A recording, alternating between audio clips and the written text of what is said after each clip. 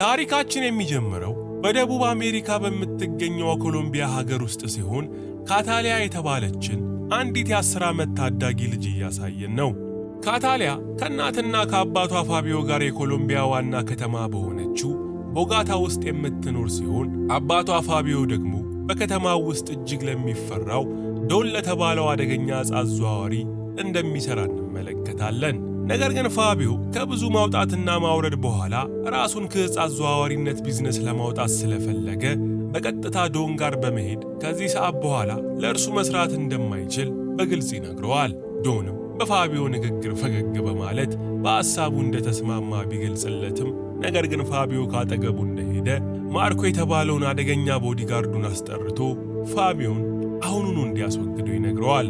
ፋቢዮ አስቀድሞ ዶን ሊያስገድለው እንደሚችል ጠርጥሮ ስለነበር ወደ ቤቱ በፍጥነት ተመልሶ ቤተሰቦቹን ከከተማ ለመውጣት እንዲዘገጃጁ ያደርጋቸዋል።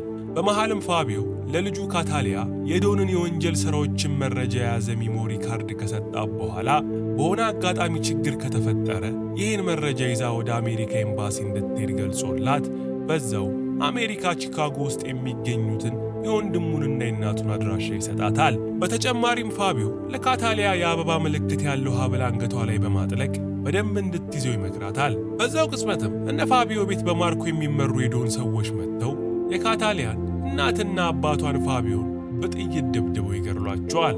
ከዛም በኋላ ማርኮ በሕይወት የተረፈችውን ካታሊያን ቤት ውስጥ ያገኛትና ከግብረ አበሮቹ ጋር በመሆን ሽጉጥ ደቅኖ ሊያስፈራራት ሲሞክር ካታሊያ ማርኮን እጅ ላይ በጩቤ ወግታው በቤቷ መስኮት በኩል ዘላ ታመልጣቸዋለች።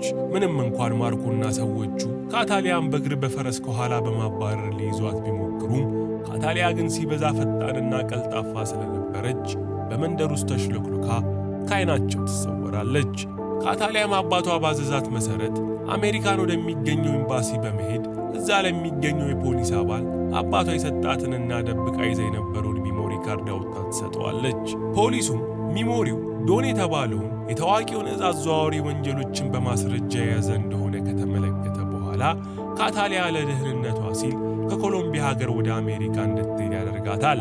ካታሊያ ግን አሜሪካ እንደደረሰች ከፖሊሶቹ በመጥፋት አባቷ በሰጣት አድራሻ መሠረት ወደ ቺካጎ ታመራና አጎቷን ኤሚሊዮን ትገናኘዋለች።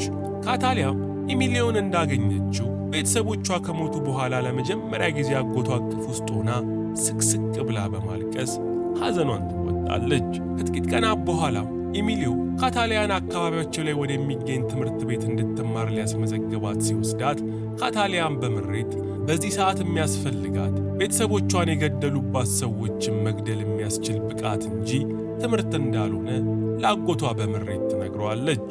አጎቷ ኤሚሊዮ ግን የሽጉጥ ቃታ ስቦ ሰውን መግደል ማንም ተራ ሰው ሊያደርገው የሚችል መሆኑን ከነገራት በኋላ ከዛ በዘለለ ግን ዓለም እንዴት እንደምትሰራና ሰዎች እንዴት እንደሚያስቡ ለማወቅ መማር ግዴታዋ እንደሆነ ገልጾላት ወደ ትምህርት ቤት ይወስዳታል።